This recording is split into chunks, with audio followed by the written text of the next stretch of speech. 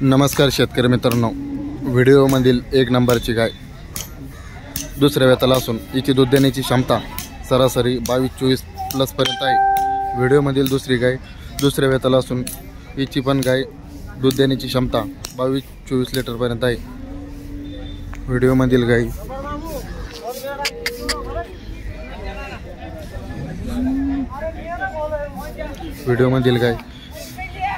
दुसऱ्या वेताला असून हिची दूध देण्याची क्षमता 17 लिटर पर्यंत आहे।